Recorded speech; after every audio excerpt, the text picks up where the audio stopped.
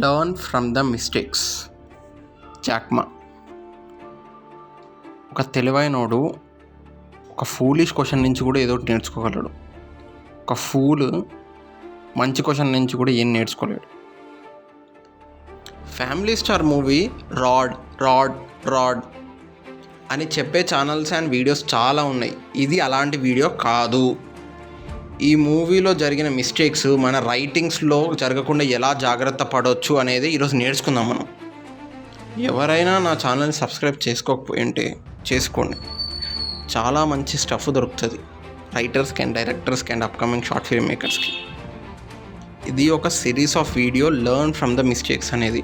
ఒక ఫ్లాప్ అయిన సినిమాలో జరిగిన మిస్టేక్స్ ఏవి మన రైటింగ్లో రాకుండా ఎలా జాగ్రత్త పడవచ్చు అనేది ఈ సిరీస్ యొక్క agenda. This is my first episode of learn from the mistakes. The family man. Sorry the family star. Number 1, relatability. ఈ సినిమా ఒక పెద్ద ఎగ్జాంపుల్. ఒక రిలేటబిలిటీ సీన్ని ఎలా రాయాలి, అంతేకాకుండా ఎలా రాయకూడదు అనేది కూడా ఈ ఒక్క సినిమా నుంచే నేర్చుకోవచ్చు మనం. ఫస్ట్లీ రిలేటబిలిటీ అంటే ఏంటో తెలియని వాళ్ళకి చిన్న ఎగ్జాంపుల్తో చెప్పేస్తాం.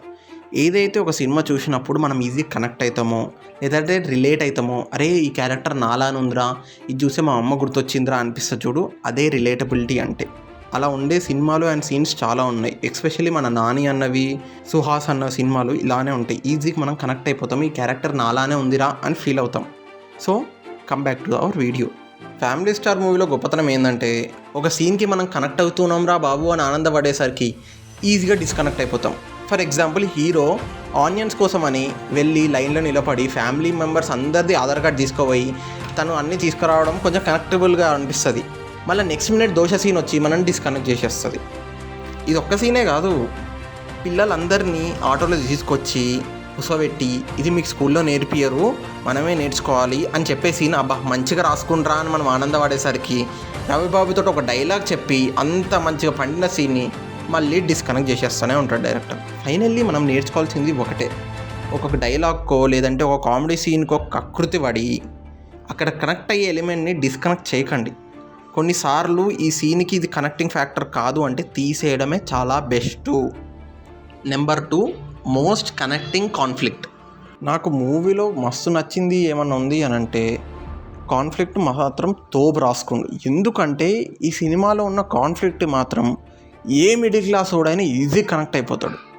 ఎందుకంటే హీరోయిన్ హీరోగాని ఒక్కడిని ఇన్సల్ట్ చేయదు, వాళ్ళ ఫ్యామిలీ మొత్తాన్ని ఇన్సల్ట్ చేస్తుంది. దానికి ఏ మిడిల్ క్లాస్ వానికైనా కోపం వస్తుంది. అంతేకాకుండా ఇదే సీన్లో హీరో ఒక డైలాగ్ చెప్తాడు, మేము మిడిల్ క్లాస్ వాళ్ళము, పక్కింటోనికి ఎదురింటోనికి ఎలా బతుకుతున్నాము కూడా తెలియకుండా బతుకుతున్నాము, కానీ నువ్వు మాత్రం పుస్తకం రాసి అందరికీ తెలిసేటట్టుగా బట్టబయలు చేస్తావు నువ్వు అని హీరోయిన్ కొట్టబోతాడు. ఈ సీన్కి హీరోయిన్ మీద ఎవరికైనా కోపం వస్తుంది. సో ఇక్కడ మెయిన్ పాయింట్ ఏంటంటే కాన్ఫ్లిక్ట్ అనేది మోస్ట్ రిలేటబుల్గా రాసుకుంటే ఆటోమేటిక్గా డ్రామా అండ్ క్యూరియాసిటీ అనేది పెరుగుతుంది. ఆడియన్స్కి ఈజీ కనెక్ట్ అయిపోయి అరే హీరో దీంట్లోకి వెళ్ళి బయటకు రావాలి, ఏదో సాధించాలి అన్న ఒక ఫీల్ అనేది ఉంటుంది చూడండి, అదే ఆ సినిమాలో హై మూమెంట్ని తీసుకొస్తుంది. Number 3, how to not write a relatability scene. ఇంతసేపు ఎలా రాయాలి అని నేర్చుకున్నాం కదా, ఇప్పుడు ఎలా రాయకూడదో నేర్చుకుందాం. దానికి బెస్ట్ ఎగ్జాంపుల్ ఈ మూవీలో ఉన్న సెకండ్ హాఫ్ మొత్తం. సెకండ్ హాఫ్ మనం ఎంత కనెక్ట్ అవుదాం అనుకున్నా కానీ కనెక్ట్ కాలేం. దానికి చాలా రీజన్స్ ఉన్నాయి. ఫర్ ఎగ్జాంపుల్, హీరో క్యారెక్టరైజేషన్ కొంచెం ఓవర్ ద టాప్ రాసుకోవడము, hero situations over the top ఉండడము కూడా one of the reasons. For example, ఒక చిన్న ఎగ్జాంపుల్ తీసుకుందాం. ఒక సీన్లో హీరో వెళ్ళి జాబ్ అడుగుతాడు ఒక ఆయనని.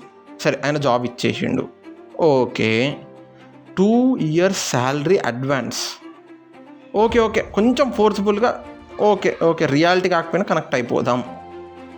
బట్ 3 lakhs మంత్లీ శాలరీ, ఇంటికి డెలివరీ.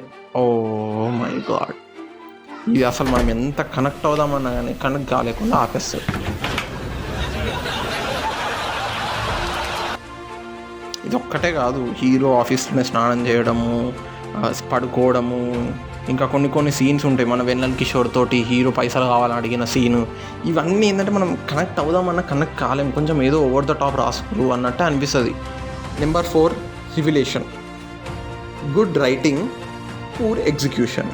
మూవీలో హీరోకి ఏదో చెప్పాలి అని అనుకుంటుంది, అదేందో హీరో వినడు. మన ఆడియన్స్ కూడా అదేంటో వినాలి అని ఆతృతతో ఉంటారు.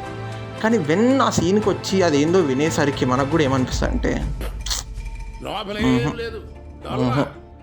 ఆ ఒక్క సీన్ కరెక్ట్గా పడి ఉంటే మూవీ రెస్పాన్స్ ఎక్కడికో పోయేది. బట్ ఆ సీన్ పండలేదు, మూవీ ఇంకెక్కడికో వెళ్ళిపోయింది. ఫైనల్లీ మన ఆడియన్స్ అందరిది రెస్పాన్స్ ఎలా ఉందంటే ఆ సీన్ చూసిన తర్వాత అంతా బాగుంటుంది కానీ ఏదో బాలచోటు.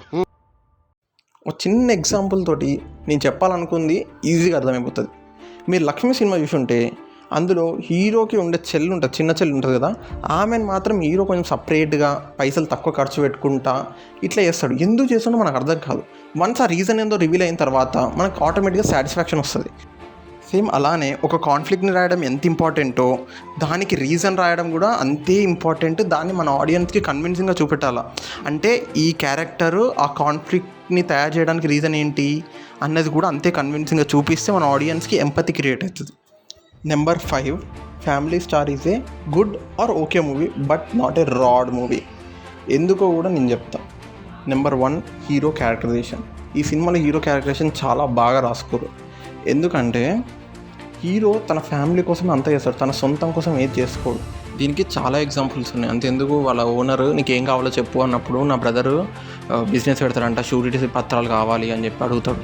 అదో ఎగ్జాంపుల్. వాళ్ళ బ్రదర్స్ మధ్యలో ఉన్న బాండ్ కావచ్చు, ఒక దెబ్బ కొట్రా అని కోపం చెల్లాడుతుంది అని అంటాడు, అదొక ఎగ్జాంపుల్. ఇంకా బెస్ట్ ఎగ్జాంపుల్ ఏంటంటే క్లైమాక్స్లో ఒక డైలాగ్ ఉంటుంది బ్రో,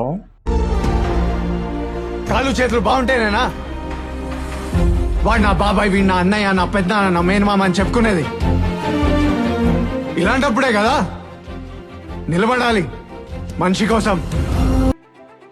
ఇదొక్క సీన్ చాలు బ్రో అసలు ఆ హీరో క్యారెక్టరైజేషన్ ఏంది, హీరో ఏంది అని ఎస్టాబ్లిష్ చేయడానికి. బట్ అన్ఫార్చునేట్లీ ఇవన్నీ చాలా సీన్స్ని ఓవర్ షాడో చేయడం వల్ల సినిమా పోయింది. సో నేను చెప్పేది ఏంటంటే it's a good and okay movie but not a rad movie. Thanks for watching my video.